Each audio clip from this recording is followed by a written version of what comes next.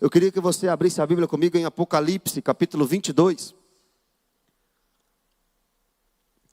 Apocalipse, capítulo 22, a partir do versículo 11.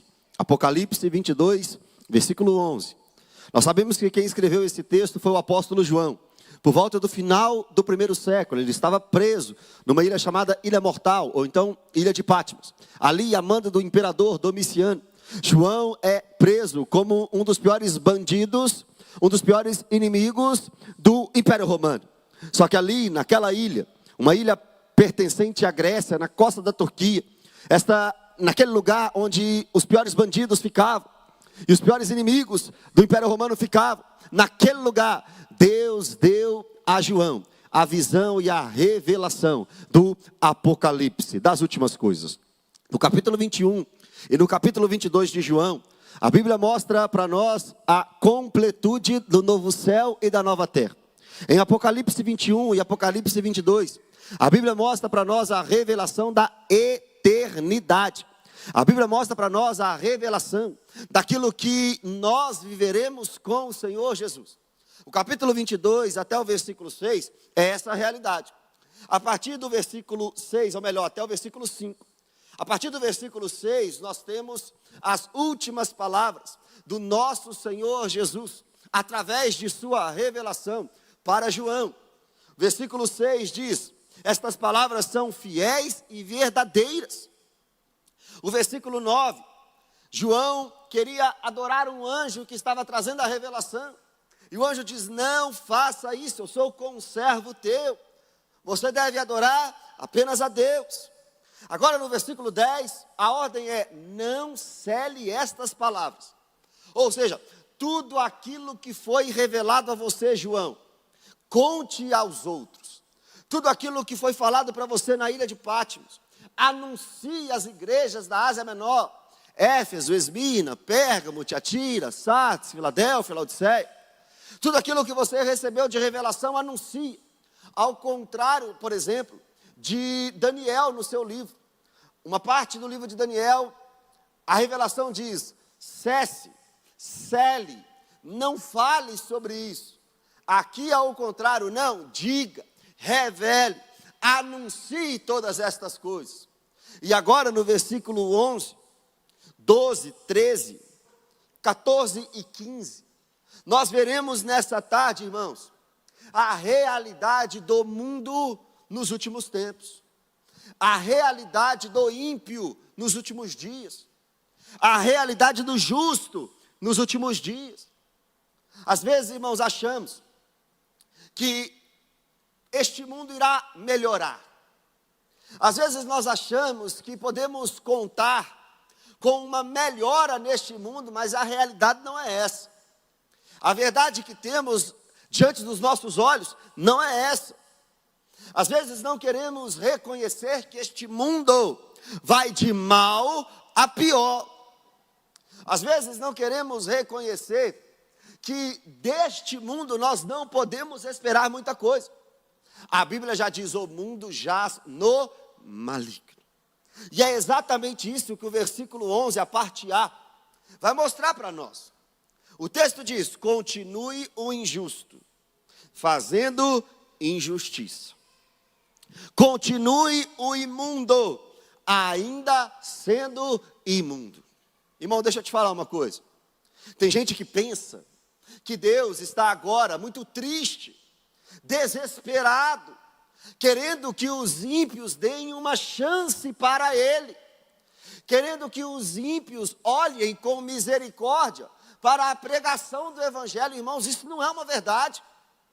Quem precisa de quem? É o ímpio que precisa de Deus, não Deus que precisa do ímpio.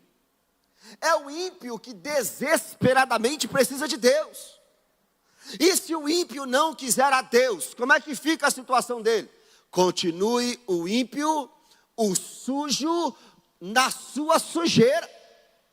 Continue o imundo, ainda sendo imundo. O problema é dele, irmão. O Evangelho é pregado, o Evangelho é anunciado. Nós estamos aqui dia após dia, pregando de forma online, pregando de forma presencial, vários cultos durante a semana, várias igrejas espalhadas pela cidade, vários pregadores anunciando: arrependei-vos e credes no Evangelho. E o mundo está como nos dias de Noé, casando, dando-se em casamento, não estão percebendo os sinais do fim, não querem Jesus. Você acha que Jesus, você acha que Deus, que o Santo Espírito vai deixar de ser Deus, vai deixar de se alegrar com os seus filhos? Você acha, irmão, que haverá tristeza no céu porque os ímpios não se convertem? A resposta é não. Apesar de haver uma alegria nos céus e diante dos anjos, quando um pecador se arrepende, se o pecador, irmão, não se arrepender, Deus não deixa de ser Deus. Deus não muda. E os seus planos para o seu povo não mudam. O problema é do pecador, que vai ter que se ver com a justa ira de Deus no lago de fogo e enxofre. Então agora a questão é: se o ímpio não quer Deus, se o mundo não quer Deus, continue o injusto fazendo injustiça. Continue o imundo ainda a ser imundo. Continuem na vida devassa de vocês. Continuem na vida imoral de vocês. Continuem na vida promíscua de vocês. Eu não consigo convencer ninguém de nada, só o Espírito Santo que convence. O pregador não consegue mudar a vida de ninguém, irmão. Se você que está me assistindo nessa tarde não quer Deus, o problema é seu. Mas depois também não reclama das oportunidades que você já teve na vida. Não reclame diante do juízo final, porque hoje está sendo anunciado a você a oportunidade de salvação. Mas esse mundo jaz no maligno. Este mundo vai de mal a pior. Este mundo vai continuar apodrecendo. E a ordem no mesmo livro, em Apocalipse, no capítulo 18, para o povo de Deus é: sai dessa grande meretriz, povo meu. Sai desse sistema mundano, povo meu. Não se misture com o sistema mundano, povo meu. Porque o imundo vai continuar sendo imundo. O injusto vai cada vez mais ser injusto. E do outro lado da história, tem o povo de Deus. E do outro lado da história, tem o crente. E do outro lado da história, tem aquele que foi lavado e remido pelo sangue do Cordeiro. Como é que esse tem que ficar? O texto diz: o justo continue na prática da justiça, e o santo continue a se santificar. Essa é uma das maiores marcas de um cristão: a busca desesperada por santidade. Em 1 João capítulo 3, versículo 6, a Bíblia diz que aquele que conhece a Deus não vive pecando. Quem vive pecando não conhece a Deus, nem nunca o conheceu. A Bíblia diz para nós em Romanos 6, que alcançados pela graça, que uma vez alcançados pela graça, é impossível vivermos na prática do pecado. Por quê? Porque já morremos para ele. O cristão genuíno, irmãos, não flerta com os desejos da carne, com os desejos dos olhos, com a soberba da vida. Não. O cristão genuíno está dia a dia buscando santidade, dia a dia buscando agradar ao Senhor. O salmista, no Salmo 119, tomara sejam firmes os meus passos, para que eu observe os teus preceitos, os teus mandamentos, a tua palavra.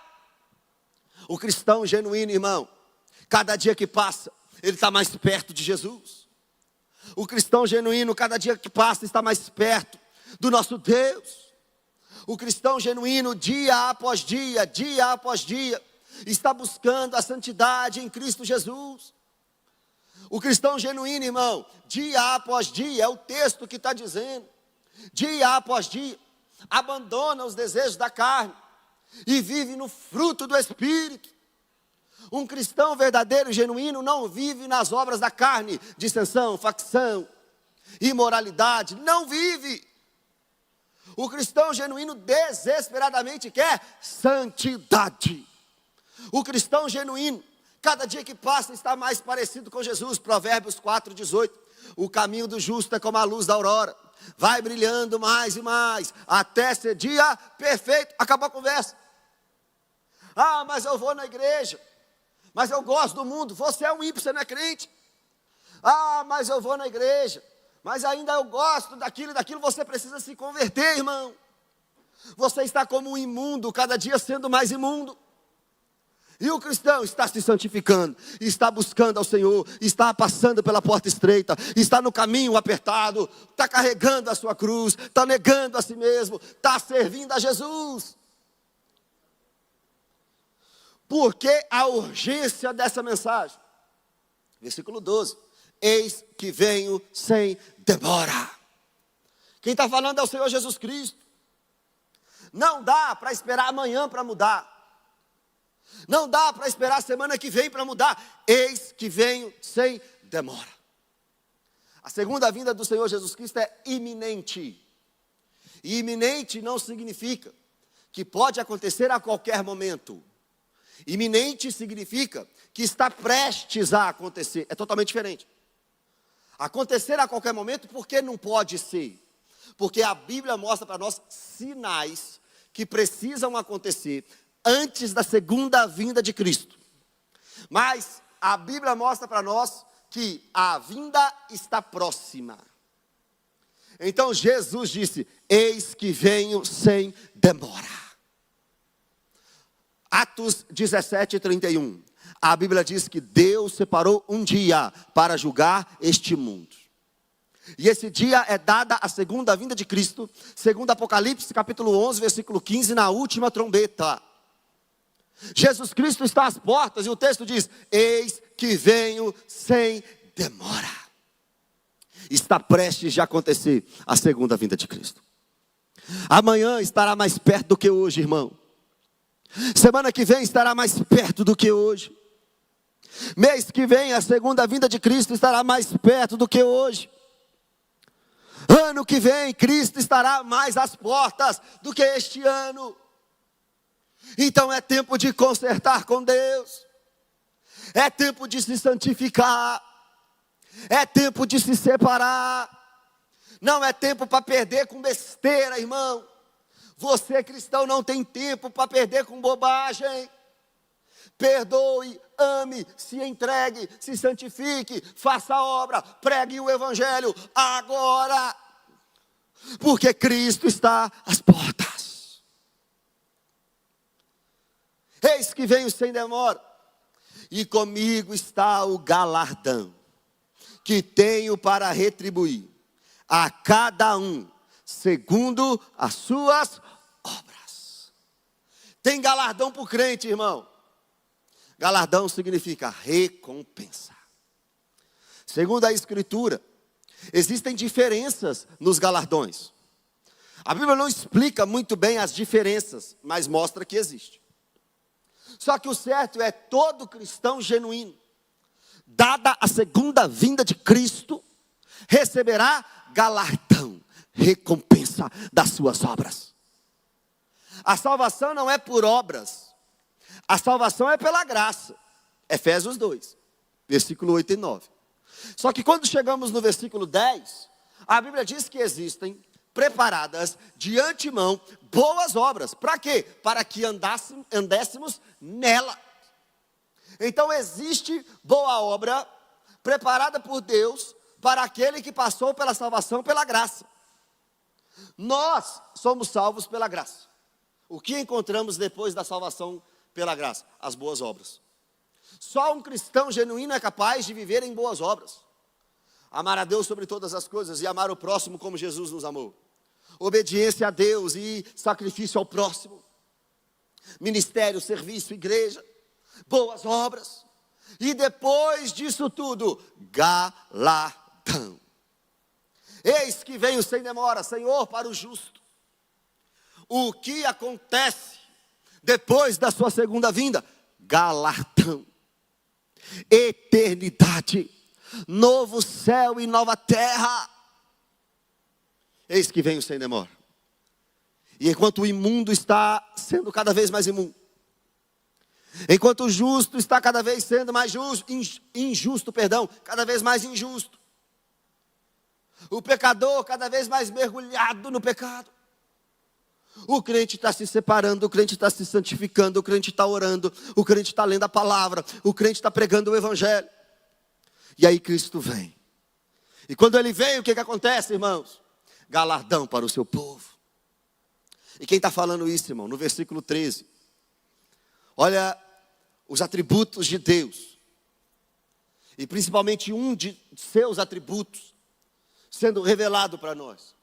Por que é que nós temos que levar essa mensagem tão a sério? Por que é que nós temos que falar sobre isso de forma séria? Por quê? Porque o versículo 13 diz: eu sou o alfa e o ômega. A primeira palavra do alfabeto grego e a última palavra do alfabeto, primeira letra do alfabeto grego e a última letra do alfabeto grego. O primeiro e o último. O princípio e o fim. Quem está falando aqui, irmãos, é o único ser eterno. Nós não somos eternos. Nós viveremos para sempre, é diferente. Mas nós tivemos um início. Quem está falando aqui não teve início. Quem está falando aqui não terá fim. Nós estamos falando do Deus onisciente, onipresente, onipotente. Nós estamos falando do Deus eterno. Jesus aqui, comprovando a sua divindade, como é costume nos escritos de João, está mostrando para nós: pode acreditar nestas palavras, são fiéis e verdadeiras, estas palavras são dignas de aceitação. Quem está falando? O alfa, o ômega, o princípio e o fim, o primeiro e o último, o dono de todas as coisas, o dono da história, aquele que escreveu a história, o autor da vida. Ele está falando: eis que venho sem demora. 14 é um grupo de pessoas. O 15, outro grupo de pessoas. Versículo 14, uma alegria muito grande para um grupo de pessoas. Versículo 15, uma tristeza muito grande para outro grupo de pessoas. Já que ele vem sem demora, já que ele é o alfa, o ômega, o princípio e o fim, ele diz no 14: mais do que felizes, bem-aventurados, aqueles que lavam as suas vestiduras no sangue do Cordeiro.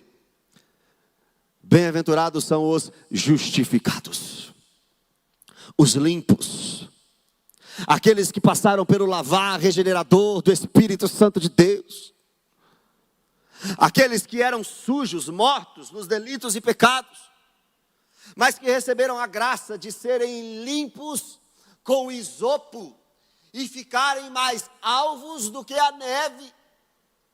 Aqueles que receberam a graça de Deus de arrependerem dos seus pecados, de serem chamados para a salvação. A Bíblia está chamando a nossa atenção para mostrar que só existe um grupo de pessoas, irmãos, que podem ser mais do que felizes: aquelas que passaram pelo sangue de Jesus Cristo. Talvez um ímpio está agora, irmãos, transbordando de felicidade, com muito dinheiro na conta, morando em uma mansão com muitos carros, com fama, com tudo que você imaginar. Mas ele não pode ser mais do que feliz. Por que não? Porque um dia ele vai morrer, um dia Cristo virá em glória, e nesse dia ele vai ter que se assentar no banco dos réus. E se ele não for achado no livro da vida, irmãos, o texto bíblico nos ensina que ele será lançado no lago de fogo e enxofre para pagar por toda a eternidade pelos seus pecados. É por isso, irmãos, que toda essa fama, todo esse dinheiro, todo esse glamour, todos esses carros, todas essas mansões não servem para dar a ele uma verdadeira alegria. Verdadeira alegria só tem, irmãos, quem é lavado pelo sangue do Cordeiro. Por quê? Porque naquele grande dia, no dia da segunda vinda de Cristo, esses ouvirão: vindes benditos de meu Pai, entrai agora para o reino que está preparado para vocês desde a fundação do mundo. Jesus mesmo disse uma vez: que adianta ter muita coisa, quebrar o celeiro, colocar mais coisa dentro do celeiro? O que adianta, porque essa noite te pedirão a tua alma? O que tem preparado para quem será?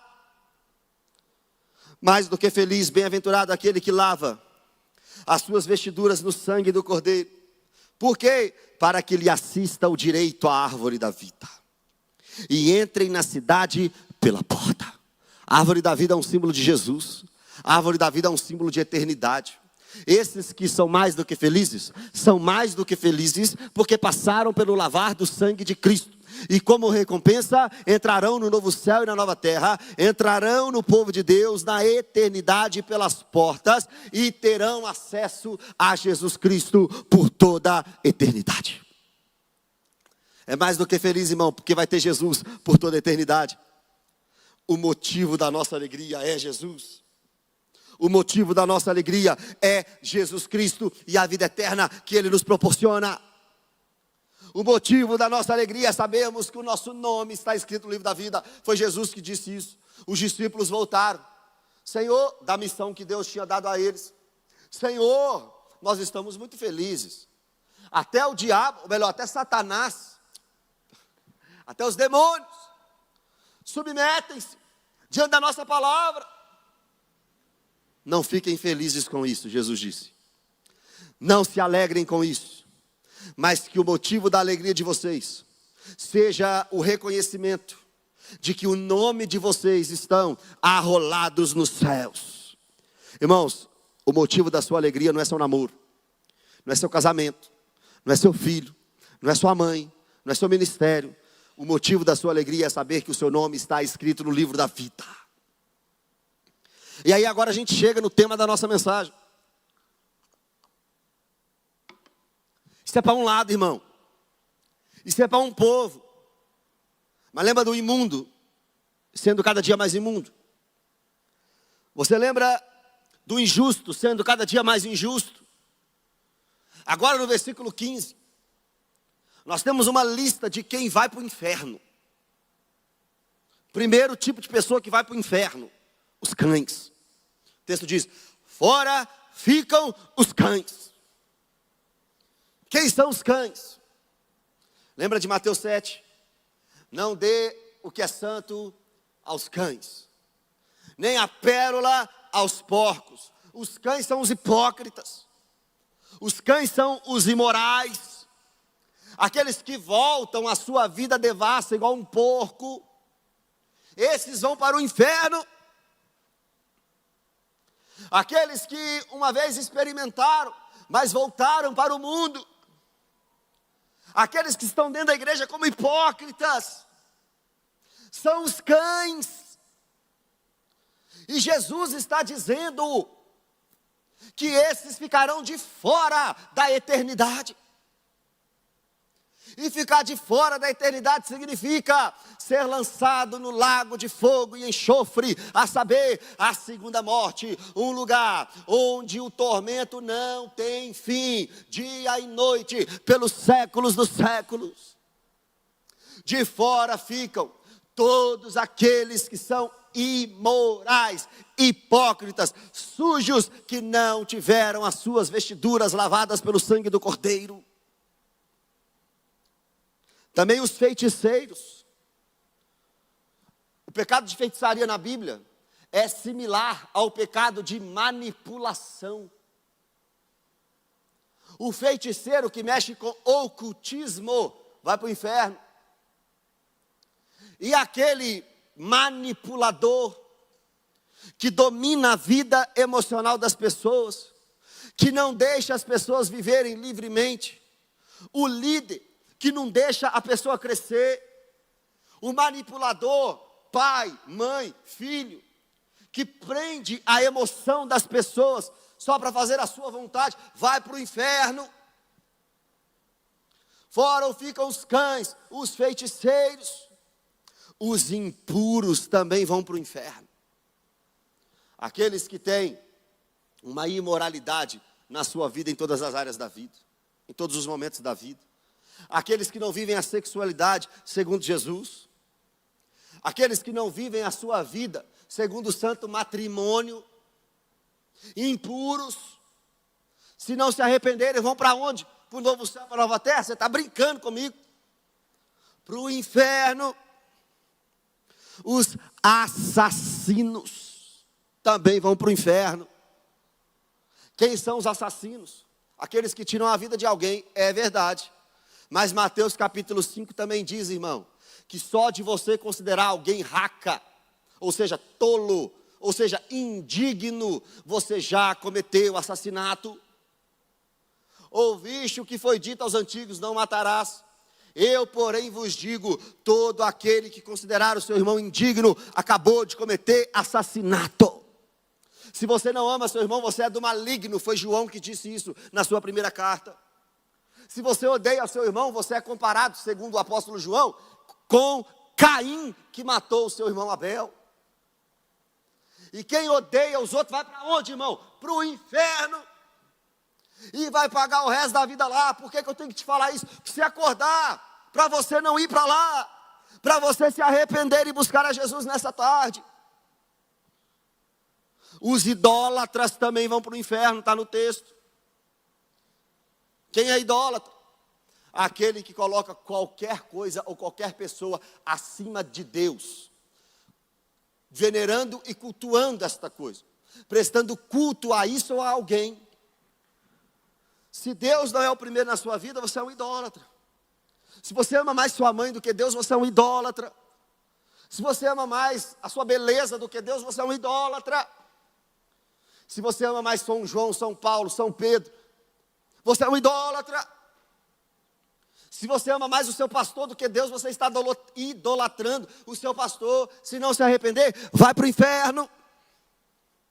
E o texto continua dizendo, e todo aquele que ama e pratica a mentira. João 8,44, a Bíblia diz, irmão, que o pai da mentira é o diabo. E Jesus falou para os fariseus, o pai de vocês é o diabo, porque vocês vivem na mentira. Presta atenção, irmão, sai da vida de mentira. Para de mentir para o seu pai, para sua mãe.